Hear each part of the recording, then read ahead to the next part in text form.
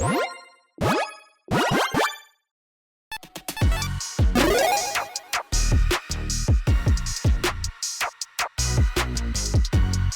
everyone, Mitch coming in for the Commander's Core studio. Welcome to the show.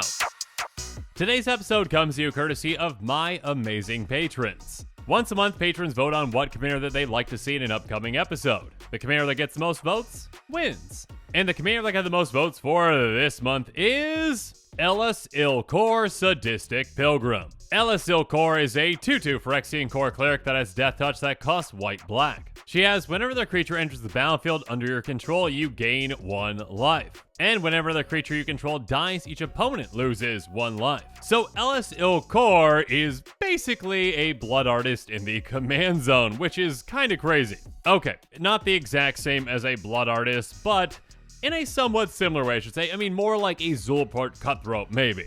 Regardless, this kind of a drain life commander is something that we really haven't seen in the command zone, that kind of, blood artist, Zulport Cutthroat build. And yeah, that can be an incredibly powerful thing, especially for an aristocrat style strategy. Because of course, this commander can take our opponents out very, very quickly whenever we're taking out our own creatures very, very quickly. And of course, on top of that, whenever our creatures come into play, we also gain life to pad our life total, and as you'll see here in a bit, also utilize that life gain to take out our opponents too. So yeah, this commander can be incredibly deadly against a very low to the ground commander that we can get out early and often, and if it's dealt with, yeah, we can just get it back out pretty easily. To drain our opponents further, gain us more life, and yeah, probably drain our opponents further with that too. This is also a very budget-friendly commander, and of course, this card and every single other card in this deck is less than $1, so yeah, overall, a very budget-friendly build. And also keep in mind that as we are going through the cards on this episode, I'm going to be taking you through different tactics to show you how this deck works and how we're going to win with it. And if you are interested in this deck, make sure you check out that deck list link in the description below. And now with all that said, well, let's jump into it.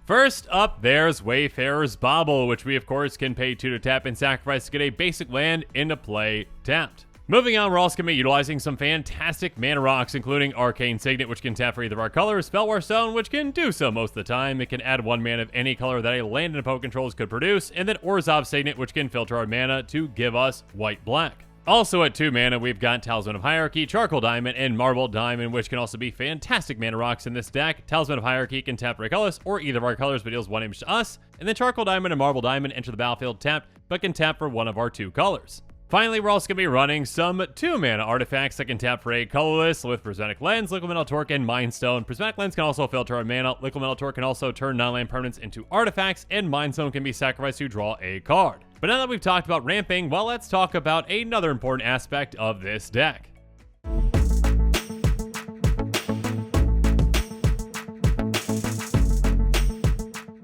And that would be creature fodder, because again, the more creatures that we get into play, the more life we gain, and the more creatures that we have, well, die, the more life our opponents lose. So Weaponcraft Enthusiast is a very efficient creature fodder card. It has Fabricate too, so when it enters the battlefield, we can either give it 2 counters, which we're not going to do pretty much ever, or we can make 2 1/1 servos. So basically, 3 bodies for 3 mana. Speaking of which, at 4 mana, we've got Sengir Autocrat, which says when it enters the battlefield, you get 3/0/1 black surf creature tokens onto the battlefield, and when it leaves the battlefield, you exile surf tokens. So of course, there is a downside to that, but keep in mind that we will of course have ways to sacrifice creatures, so yeah, we're gonna have ways to sacrifice those surfs before Sengir Autocrat leaves the battlefield. And 4 mana for 4 creatures is quite nice. And speaking of which, there's Chittering Witch. When it enters the battlefield, we get a number of 1/1 black rat creature tokens equal to the number of opponents we have. So yeah, generally that's going to be what, 3? We get 3 creature tokens, including this coming into play as well, so that's 4 bodies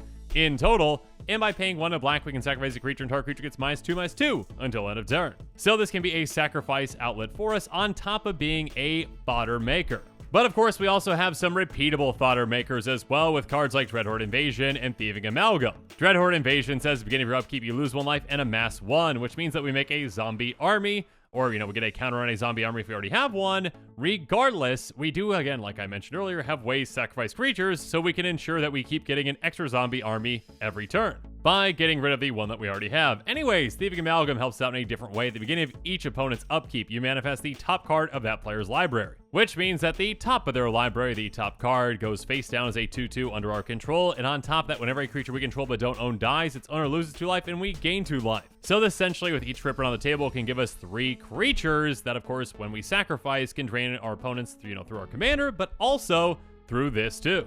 And speaking of getting creatures thanks to our opponents, well, there's Ogre Slumlord, which says whenever another non-token creature dies, you may create a 1/1 black rat creature token with Death Touch, and rats you control have Death Touch. So yeah, this counts not only when our non-token creatures die, but also our opponent's non-token creatures dying, so this can make us a ton of tokens throughout the game. Speaking of which, there's Ghost Procession, which says whenever one or more non-token creatures die, create a 2/2 black zombie creature token with Decay. This ability triggers only once each turn. Now, although this only triggers once each turn, again, this can be a great way to make a lot of tokens throughout the game, whether our creatures are dying or our opponent's creatures are dying. But then there's Blightmount, which says attacking pest you control get +1/+0 and have menace, and on top of that, whenever a non-token creature you control dies, create a 1/1 black and green pest creature token with, when this creature dies, you gain 1 life. And Field of Souls is somewhat similar, but instead of making pests, it's going to actually give us 1/1 spirits with flying. Essentially, helping us replace and get extra value out of every single one of our non-token creatures can be huge. Because, of course, that can basically, double up on our life-draining effects like our commanders, and of course, we've got other ones outside of just our commanders that we're going to talk about here in a bit too.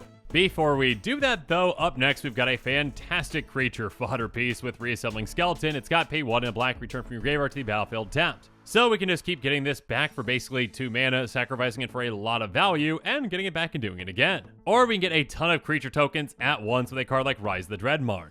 It says create X 2/2 black zombie berserker creature tokens for X the number of non-token creatures that died this turn, and we can actually foretell it for just a single black mana. So if someone board wipes, or if we just sacrifice a ton of creatures in one turn, we can make a ton of creature tokens to further sacrifice, and yeah, this can be a great finisher for us. Speaking of which, there's Call the Coppercoats, which has a strive cost of 1 and a white, so if we target more than 1 player, we pay extra, but still, it says choose any number of target opponents, create X 1/1 white human soldier creature tokens for X the number of creatures your opponents control. So this can make us a massive army out of absolutely nowhere, and yeah, this can be a great way to drain our opponents out very quickly. But of course, to do that, we need some great sacrifice outlets as well.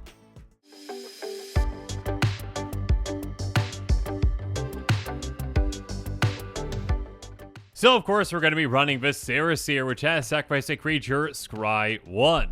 A free sacrifice outlet like this one is fantastic, especially in a deck like this, because yeah, we want to be able to sacrifice our creatures on demand, so we can get whatever value out of them that we need to get out of them. Again, with this, scrying 1, we can dig deeper into our deck, and again, in combination with our commander, we can drain our opponents when we need to. So next up, there's Roast Rider, which basically does the exact same thing, but of course, on top of that, when it comes into play, we get a 0/1 goat, and this one just lets us sacrifice other creatures, but still, scrying 1 when we sacrifice our creatures is huge. And with this one, we can actually escape it from our graveyard to get it back into play, so yeah, this has a lot of potential when we're set up properly. Speaking of which, there's Cartel Aristocrat, which says sacrifice another creature. Cartel Aristocrat gains protection from the color of your choice until end of turn. So this one can be very hard to deal with. Again, if an opponent starts targeting it with a spell, we can just sacrifice a creature to protect it from that spell's color. Next up, some more free sacrifice outlets that are hard to deal with. Let's talk about Dimir Houseguard in Fanatical Devotion. Dimir Houseguard has sacrifice a creature, regenerate Dimir Houseguard, so again, this can be pretty hard to actually take out, or we can actually transmute it for 1 black.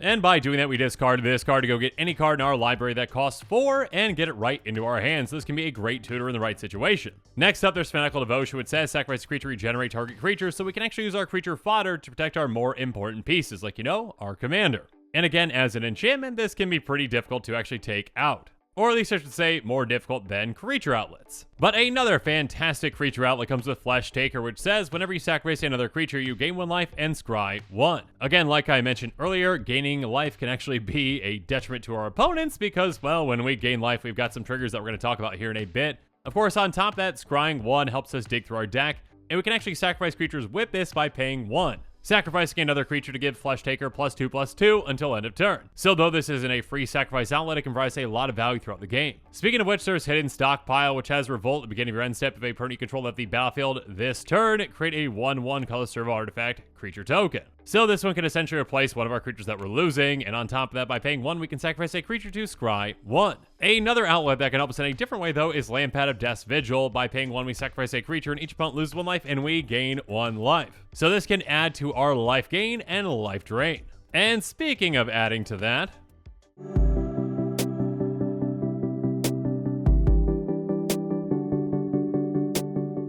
First up, let's talk about Warlock class, which says at the beginning of your end step, if a creature died this turn, each opponent loses 1 life. So that's a nice additional way to drain our opponents, but most importantly, once we get this to level 3, it says at the beginning of your end step, each opponent loses life equal to the life they lost this turn. So this can essentially double up our drain on our turn, and yeah, can take our opponents out very quickly. Speaking of getting more drain though, there's Agent of the Iron Throne, which says, commander creatures you own have, whenever an artifact or creature you control is put into a graveyard from the battlefield, each opponent loses 1 life. So this is yet another way to add to our commander's drain effect, and yeah, basically double up on our commander, draining our opponents. And then, of course, we've got some creatures that can help us out as well with Zulaport Cutthroat, Vindictive Vampire, and Falcon Wrath Noble. Zulaport Cutthroat says whenever it or another creature you control dies, each opponent loses 1 life and you gain 1 life. And then Vindictive Vampire basically does the exact same thing. When another creature you control dies, Vindictive Vampire deals 1 damage to each opponent and you gain 1 life. And then Falcon Wrath Noble is basically a Blood Artist type effect. Whenever it or another creature dies, target player loses 1 life and you gain 1 life. Regardless of how they go about draining, yeah, each of these can be very impactful in this kind of a deck, adding up to our draining effects from our creatures dying. And in Falcon Wrath Noble's case, our opponent's creatures dying too. But like I mentioned earlier, we can also take advantage of us gaining life with cards like Marauding Blight Priest, Cliffhaven Vampire, and Epicure Blood. Each of these essentially say, whenever you gain life, each opponent loses 1 life. So again, whether we're gaining life from our commander or something like Flesh Taker, or again, something like a Zulaport Cutthroat, we are going to be draining our opponents quite quickly with these. And of course, in a somewhat similar way, we can also drain our opponents with cards like Defiant Bloodlord and Vizkopa Guildmage. Defiant Bloodlord says whenever you gain life, target opponent loses that much life. This can be a great targeted approach to really take an opponent down when we are gaining life throughout the game. Or how about Vizkopa Guildmage, which has pay 1 white black when you gain life this turn, each opponent loses that much life. That 3 mana is gonna be well worth it, and yeah, we can drain our opponents in absolutely no time with this. But of course, we've got some other drain effects as well.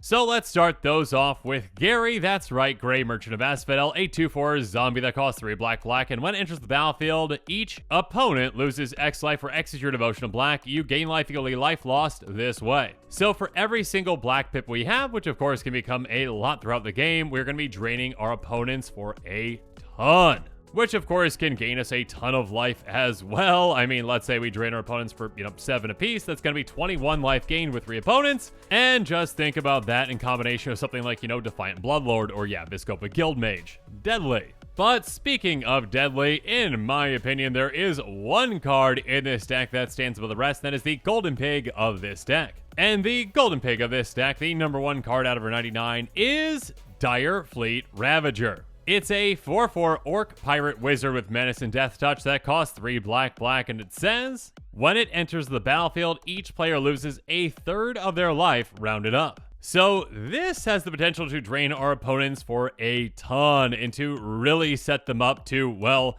get their life totals down to a number that we can easily take out. I mean, considering players are starting off at 40 life, that's what, if everyone's at 40, everyone is going down 13 life, putting them down to, 27? So that is a massive chunk of life, and of course, if players are at a higher life total, that's even more life. Now, do keep in mind, obviously, this does take down our life total too, but that is a price we are willing to pay, more than willing to pay, in fact, because, yeah, we've got plenty of ways to gain life, to gain that life back, and then some. And we also, again, are putting our opponents into a more desperate situation. We are getting their life totals down to a much more manageable amount for us to take out very quickly. So yeah, for all those reasons, Dire Fleet Ravager, you're an incredible card in this deck. You can make a massive impact, and in my opinion, you are the Golden Pig. But of course, we're not done with talking about great cards just yet.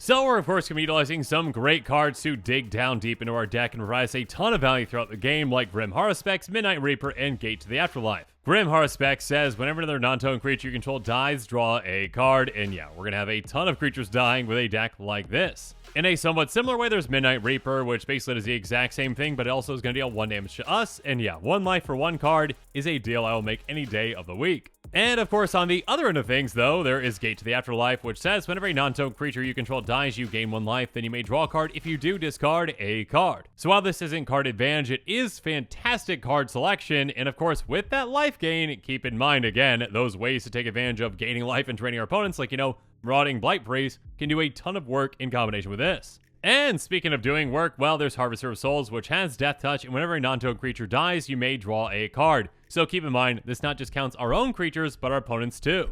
And then Liliana's Standard Bearer is a 3/1 with Flash, and, well, that's lovely. But when it enters the battlefield, we draw X cards, or X the number of creatures that died in our control this turn. So that, of course, is an incredible effect that can draw us a ton of cards in one giant burst. But of course, we also have a great sacrifice out like Vampiric Rites that we can utilize. By paying 1 in black, we sacrifice a creature to gain 1 life and draw a card. And keep in mind again, that life gain can come in handy. Speaking of coming in handy, though, there's Smothering Abomination, which says at the beginning of your upkeep, sacrifice a creature, which of course, is a downside for some decks, but definitely not this one. And when you sacrifice a creature, draw a card. Obviously, with this one, there is one major difference between this and other triggers. Again, this one does not care if it's a token creature or a non-token creature. It's just whether we sacrifice the creature or not. So yeah, this can draw us an absurd amount of cards. But we can also get some card advantage out of Read the Bones, scry 2, draw 2, and lose 2. And again, 1 life for 1 card is no big deal at all. But how about 2 cards for 1 card with Victimize? We can choose 2 target creatures in our graveyard. We sacrifice a creature, and then we get those 2 chosen cards onto the battlefield tapped. So this can be a great way to reanimate some creatures and to get rid of one that we, well, don't need, or one that we actually want to get a trigger off of when it dies. And speaking of getting creatures back, though, we can get a ton of creatures back, pretty much all of our creatures back with Ascend from Avernus.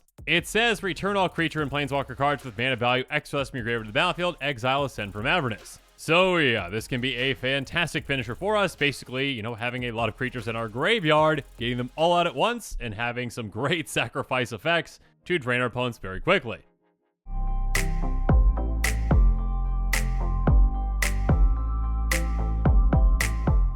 But finally, let's talk about some ways to throw a wrench to our opponent's plan, starting off with Cathar Commando. It's got Flash, and by paying 1, we can sacrifice to destroy target artifact or enchantment. So again, we can just utilize this to, well, gain some life, drain our opponents, and also, get rid of one of their things. And of course, we're also going to be running some very efficient removal spells with Fracture, Despark, and Oblation. Fracture is going to destroy target artifact, enchantment, or planeswalker. Despark is going to exile target permanent and mana value 4 or greater, and Oblation is going to make the owner target non-land permanent, shuffle it into the library, then draw 2 cards. So it can get rid of pretty much anything, and actually, if we need to, just do this to ourselves, draw some cards, we can. Next up, though, there's Utter End, which can exile any target non-land permanent, and then Blot Out the Sky and Martial Coup can help us out in a lot of ways. Blot Out the Sky is going to create X tapped 2/1 white and black Inkling creature tokens with flying, and if X is 6 or more, we destroy all non-creature non-land permanents. In a somewhat similar but also opposite way, there's Martial Coup, which is going to make us X/1/1 white soldier creature tokens, and if X is 5 or more, we destroy all of their creatures. So these are board wipes that can also make us an army. But also, we just have some straight up board wipes with Kaya's Wrath, Austere Command, and Dust to Dawn. Kaya's Wrath can destroy all creatures and we gain life equal to the number of creatures we control that were destroyed this way. And then Austere Command is very flexible. It says choose 2, destroy all artifacts, all enchantments, all creatures converted mana cost 3 or less, or all creatures that converted mana cost 4 or greater. So we can pick the exact mode that we need for the situation that we're in. And then Dusk is to destroy all creatures with power 3 or greater, and then Dawn, its aftermath side, says return all creature cards with power 2 or less from your graveyard to your hand. Which of course can actually hit a lot of things in this deck. But now that we've talked about every single non-land card in this deck, let's talk about the lands.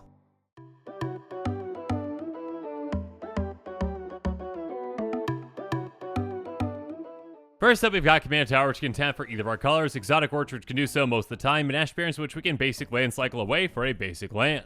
And then we've got Evolving Wilds and Temporary Expanse, both of which can be sacrificed to get a basic land into play, tapped, and Obscure Scorefront, which basically does the exact same thing, but we also gain 1 life. Next up, we're going to be running Mirror Landscape, which actually help ramp us by sacrificing it in Orzhov Basilica, which is our bounce land. And then we've got Case of Kolos, which can tap for a colorless or one of our colors but deals 1 damage to us, and Tainted Field, which can tap for a colorless or one of our 2 colors if we control a swamp, and then Temple of Silence, which enters the battlefield tapped and is going to have a scry 1, and it can tap for either our colors. And finally, we're going to be rounding this deck out with plains and swamps. But now that we've talked about every single land in this deck, let's talk about the price.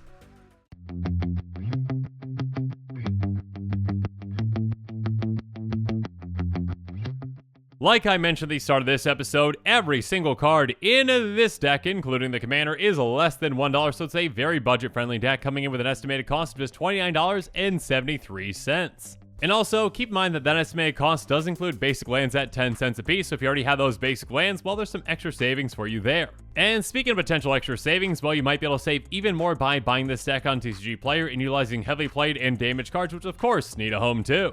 Though do keep in mind that this estimated cost does not include the cost of shipping, which might vary depending upon where you live. And with that, the show is coming to a close, so it's my turn to hear from you. So in the comments below, let me know what your thoughts on this episode are, and as always, thanks again and have a good one. This show and episodes like this one are possible thanks to viewers like you. If you're looking for an easy way to help support this show, make sure that you like, share, and subscribe. Also, hit that bell notification icon so you don't miss any new episodes. You can also go check out our playmats and other merchandise at thecommandersquarters.com. We also have a ton of brand new t-shirt designs in stock, so make sure you check out those as well. Another easy way to support this show is with our TCG Player affiliate links. So whether you're buying a deck or individual cards, you can use this general link right here or one in the description. And the final way that you can support this show is by supporting us directly by becoming a patron. There are many benefits to being a patron, and I truly couldn't do this without all of their support.